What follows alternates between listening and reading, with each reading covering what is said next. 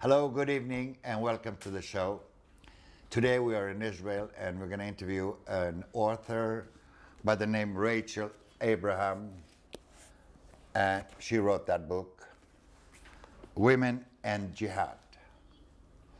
Rachel is 31-year-old American that lives in Israel for the last 8 years. She have a little daughter, Lilach. She's 2, 3?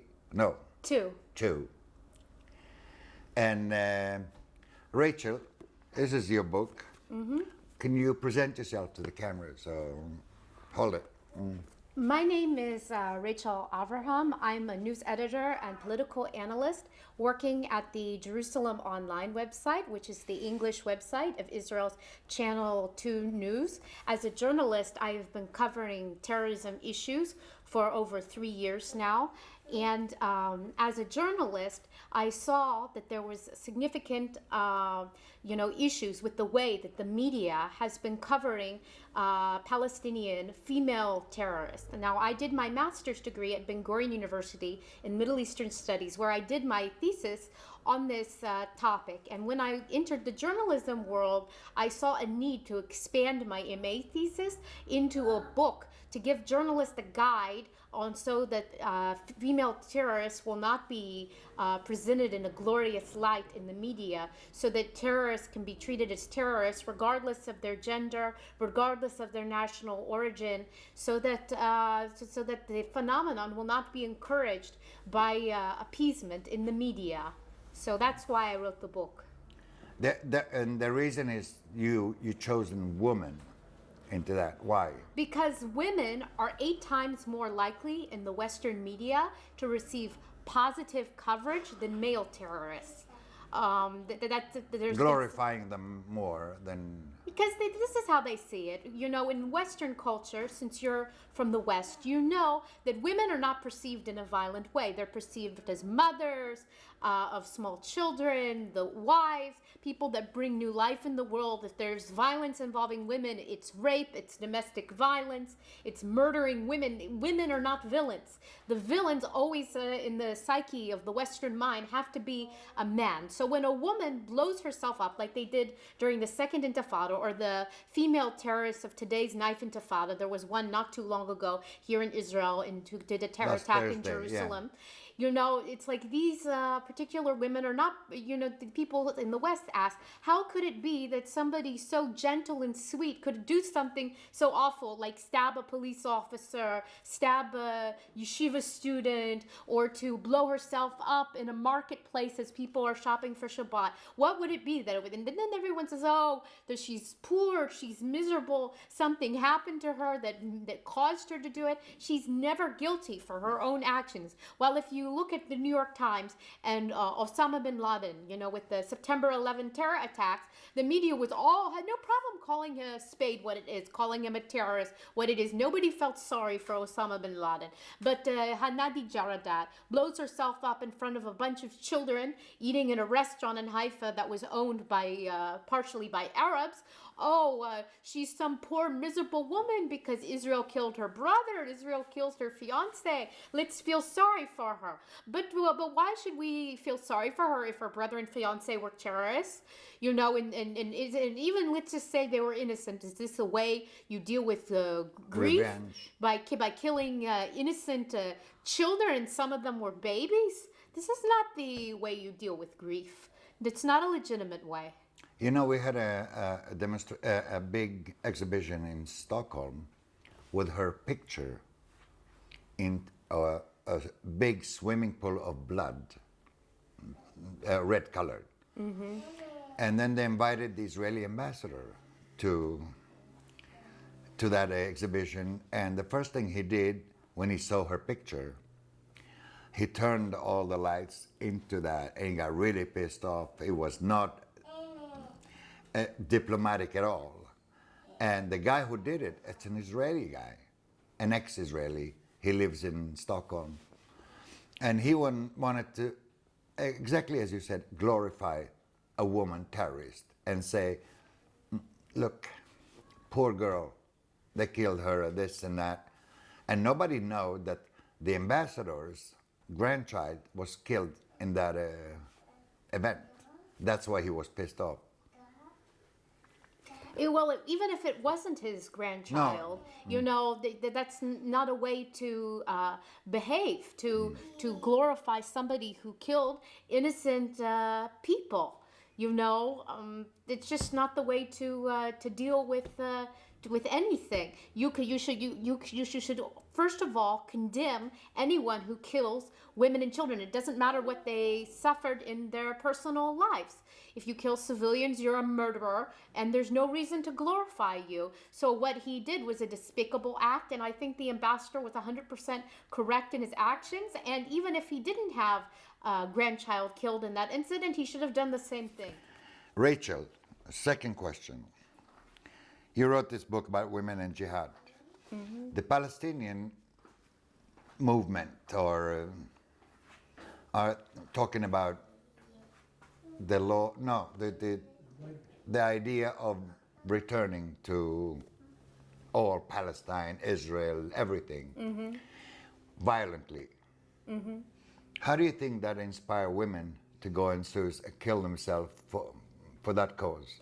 Incitement inspires Palestinian women in the same way that it inspires Palestinian men when they see constant hatred portrayed in their media, in the mosque, in the educational system, by their leadership, on social media, when they are constantly indoctrinated this, and then brainwashed to do this kind of thing. But aside from that, they have another added element that the males do not have, and that is that a lot of these women also have miserable life stories that they might want to get out of. For instance, she could have become pregnant out of wedlock and therefore would be killed in an honor killing anyways. She could have cheated on her husband and therefore would be killed in an honor killing anyways. So why her father could be a collaborator, so she could be killed in an honor killing anyways. So why not make a big thing out of it? Yeah, her father could be killed in an honor killing, and a way to redeem herself is for her to become a suicide bomber, and then her father can live. The Sheikh Yassin, and it's mentioned in the book that M.K. Anat Burko did an interview with him that's mentioned in her book, The Paths to Paradise. I quote it inside my book, where basically he said that suspected collaborators can be redeemed by becoming faithful again to the nation, by becoming terrorists, or by having a relative do it.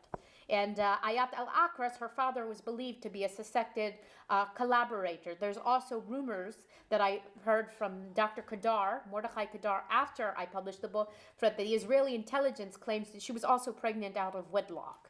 So whether she was suspected collaborator or pregnant out of wedlock, she could redeem her father, who she cared about. She didn't want to be lynched in the camp. She was going to die anyways because of her situation as being pregnant out of wedlock. So why not get your picture on her painted on the school, and to have posters in all the teenage girls' bedrooms? Or why not die in glory than to just be another statistic in the PA crime statistics?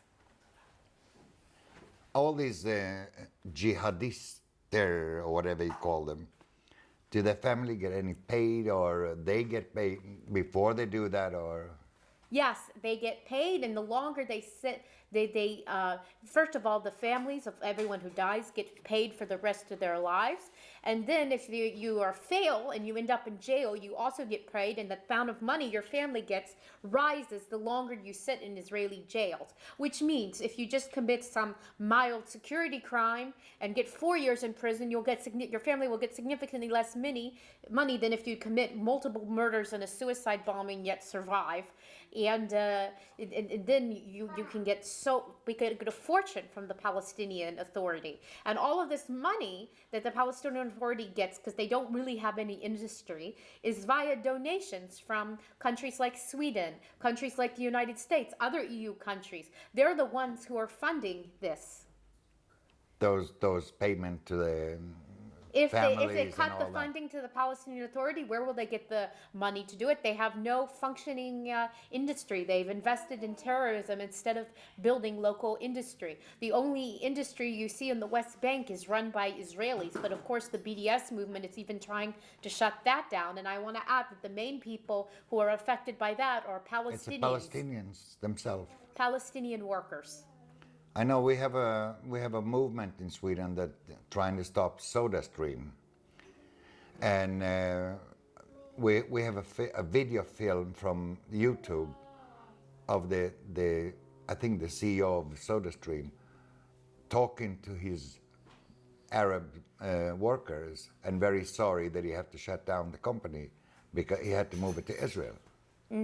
Yeah, he had to move it to Israel. And the 450 workers lost their jobs. Yeah. The Palestinian workers. And other companies who are still operating there, they're going after them as well. Like a lot of Dead Sea products that also have factories there, they go after them as well. Yeah, I know. They don't understand that they're harming them more than they're harming the Israelis. One of the SodaStream workers even had a video where he said that the SodaStream offered him a standard of living that no workplace in the Palestinian Authority is prepared to offer. I know. Terrible. All right, Rachel, how did the world media, the American, European, and the Israeli portrayed that woman who killed herself? Well, For Allah. my media coverage in the book mainly focuses on the American media. I would say that they tend to justify her actions in the name that the misery and despair that the Palestinians are supposedly suffering. Nightline during the Second Intifada was especially infamous in the way that they glorified Palestinian female suicide bombers. For instance, they did a special on the suicide bomber Hanadi Jaradat, where they interviewed a number of Palestinian women, some of them claiming to be human rights workers, and they all said that they admired her for what she did, and that they also would do the same, and that she was more of a victim than the people who were killed in the restaurant with her, and there was no sympathy portrayed for the victim. Another case in point was after the suicide bombing of Ayat al-Akras. There was a young Israeli girl that was killed with her named Rachel Levy. Newsweek did a special where they compared them extensively, and Newsweek showed much more sympathy for Ayat al-Akras than her, because Ayat al-Akras grew up in a slum, while Rachel Levy grew up in the shadow of sleek shopping malls and boutiques in Jerusalem. But what they are forgetting to point is actually, in reality, Ayat al-Akra's father worked for an Israeli company and got a fortune. Even though she lived in the Daesh refugee camp, which is surrounded by slums, because her father made good money thanks to Israel, he built a 3-story beautiful home surrounded by the slum. While Rachel Levy's family were Jewish refugees from Morocco, and they lived a more modest lifestyle, even though if the surroundings might have been prettier. They didn't pick up on that or care about that because they're so into the narrative that all of the Palestinians are suffering from poverty and despair and due to the so-called Israeli occupation, and this is what prompts them to do what they do. But that's what the portraying of the world media. I mean, the European media and the Western media. The European is very similar to the American. What about the Arab media? The Arab media glorifies them even more. Wafa Idris, the suicide bomber, was compared to the Mona Lisa in Paris. Yeah. They said she was as beautiful as the Mona Lisa. They compared her to Jesus Christ. They compared her to Khadijah, the first wife of the Prophet Muhammad. And a variety of other heroines, Joan of Arc, they compared her to. As far as they're concerned, Wafa Idris was the Palestinian Joan of Arc because she killed an elderly Jewish man by blowing herself up.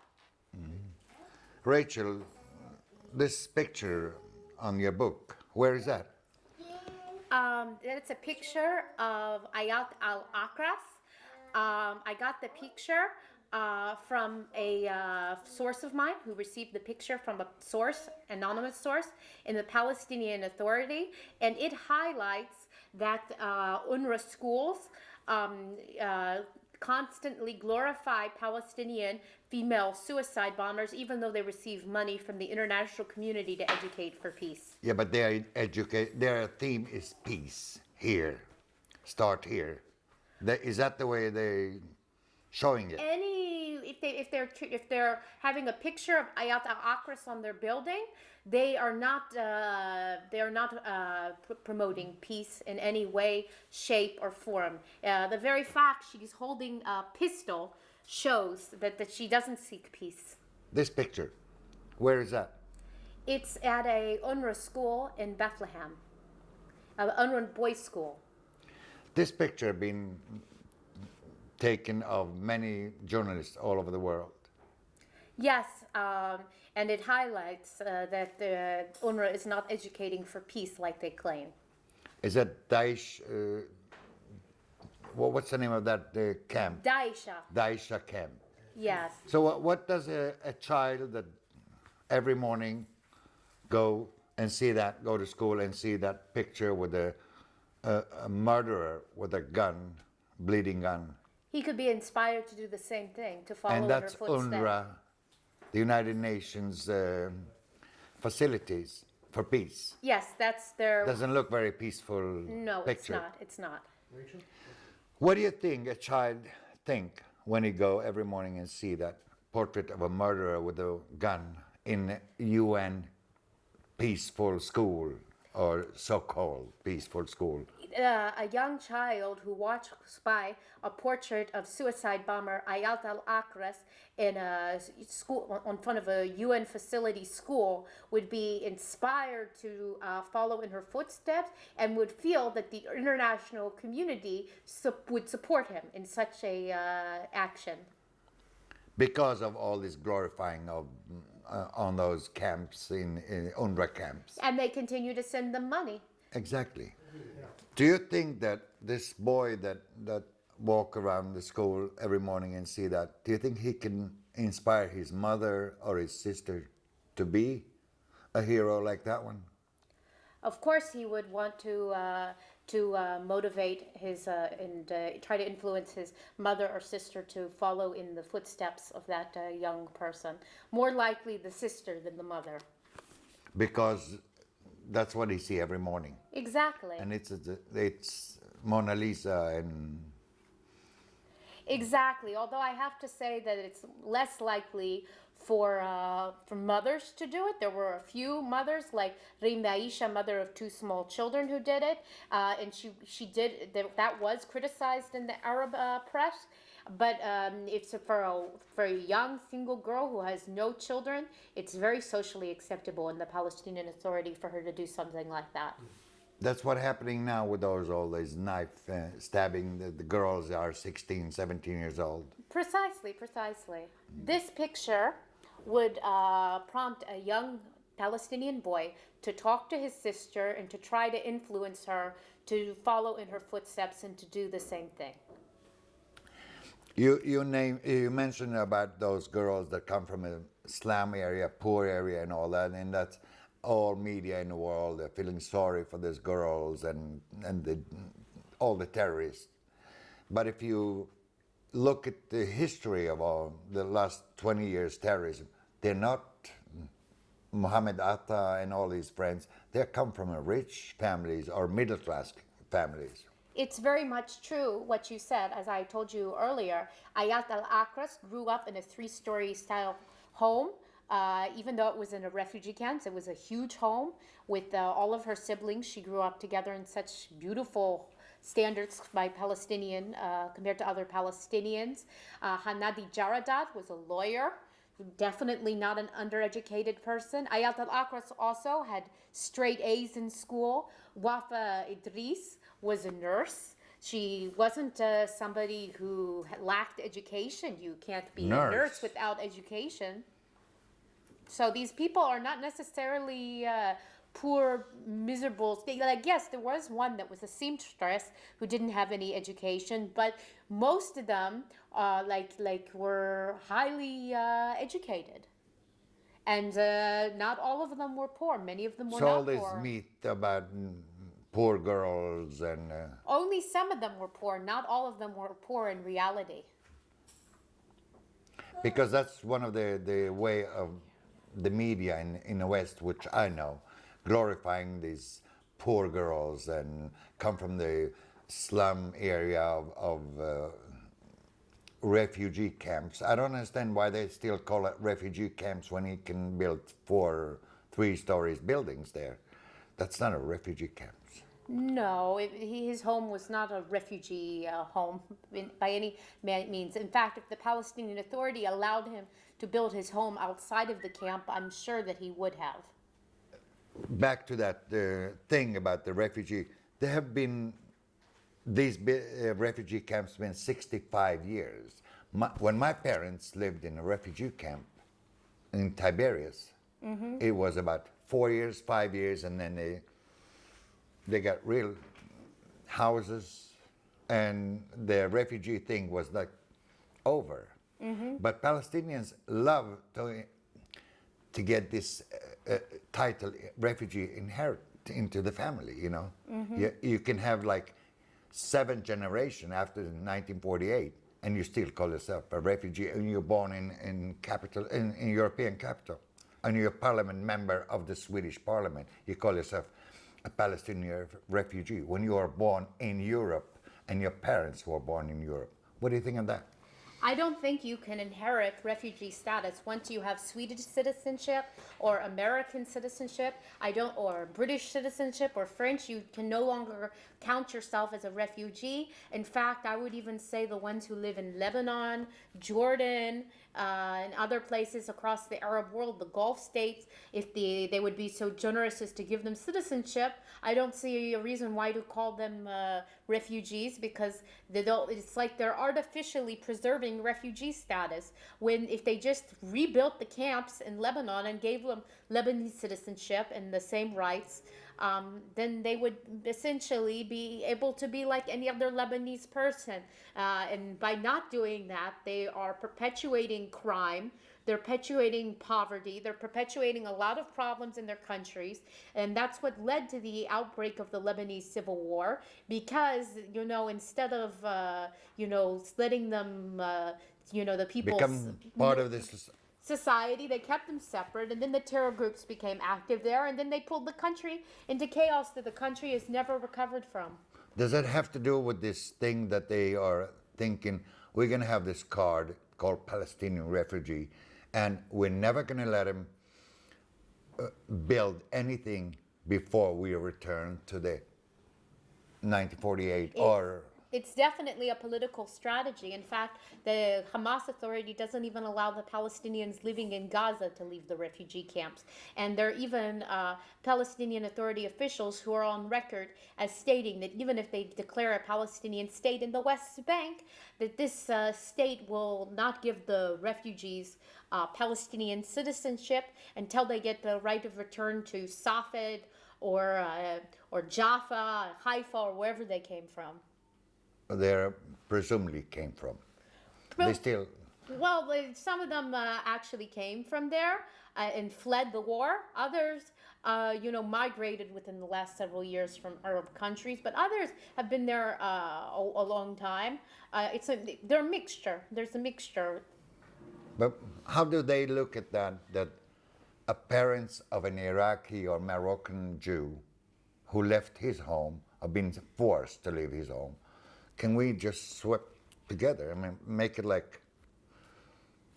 Yeah, there should be considered a population, exchange of population, where the Jews from the Arab states who were forcefully expelled out of their home, among them my husband's father's family, who were kicked out of Iraq, and were not allowed to take anything with him. My husband's father, spent the first 10 years of his life living in a refugee camp, and now he has an apartment.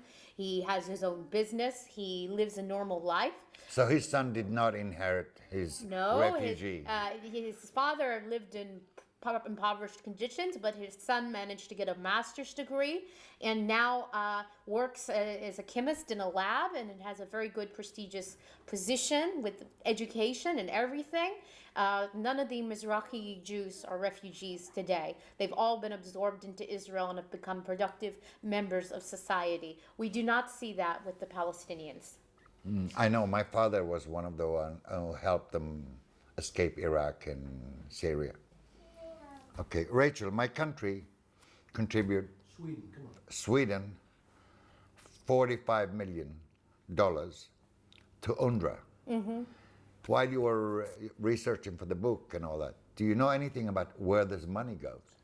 The money goes to the General Palestinian Authority budget, and that same budget is used to support the families of Palestinian terrorists, including the female terrorists mentioned in my book.